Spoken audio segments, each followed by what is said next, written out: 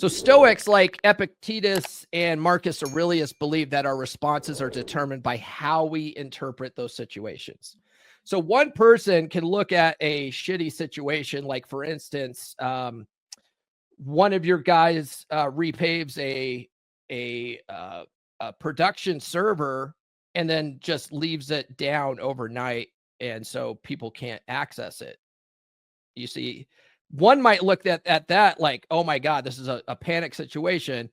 Another person might look at it like this is a training opportunity. This ancient philosophy underscores the importance of perception in shaping our emotional experiences and reactions. Okay, so we have 4 key principles of Stoicism, right? So the first one is control what you can. So Stoics believe in distinguishing between what we can and cannot control. We should focus on our actions, choices, and thoughts, letting go of attachment to outcomes beyond our influence, right? So a lot of people worry about a bunch of things that they can't control, right? All the time. Oh, girls not texting you back. You can't control that. Why are you worried about that? What can you control? You can control your time and attention. So if she's not giving you the time and attention that you would like to see, well, remove your time and attention, right? Accepting fate is another key principle, or amor fati. I don't know how to pronounce that. Accepting fate, right? This concept emphasizes loving one's fate, accepting life's challenges as natural and necessary for personal growth. It encourages embracing setbacks as opportunities to practice resilience and wisdom.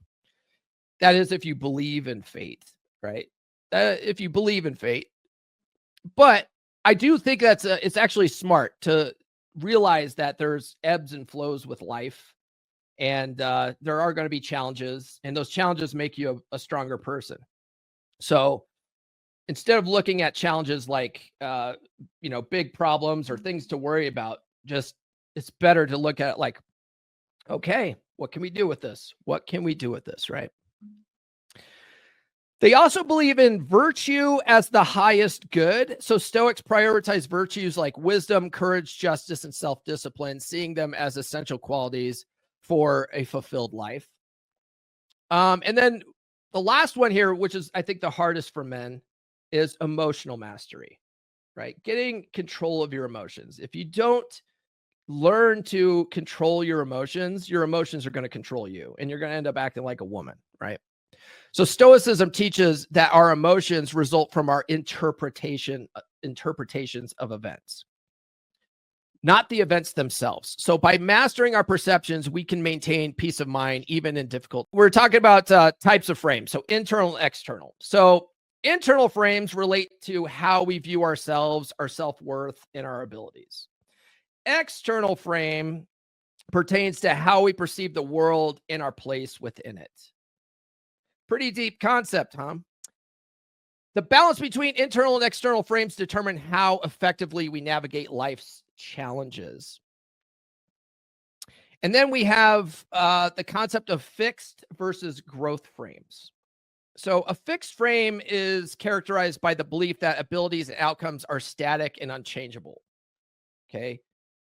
I think a lot of that will come from your upbringing and your paradigms too, right? Like if you believe that you're stuck, this is the way things are, it'll never change, then you have a fixed frame, right? Now, growth frames, they embrace the idea of learning, improvement, and change, turning challenges into opportunities.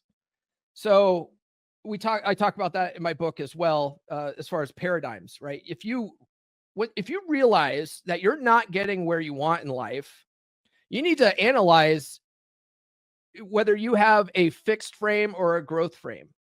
Most likely, if you think that doing self-help is not worth my time, and you'll never fundamentally change who you are, or you're always going to be who you are, and you can't change that. You have a fixed frame, and you'll never get unstuck from where you're at. Okay, but that's not true. It's not true. So you got to reprogram that. Okay. There's different ways of doing that. Wraith talks about that kind of stuff. He has different options in his book too, which we'll get into later. Those with growth frames see failures as learning experiences, while those with fixed frames may feel defeated by setbacks. New episodes every Monday, Wednesday, and Friday. Subscribe now.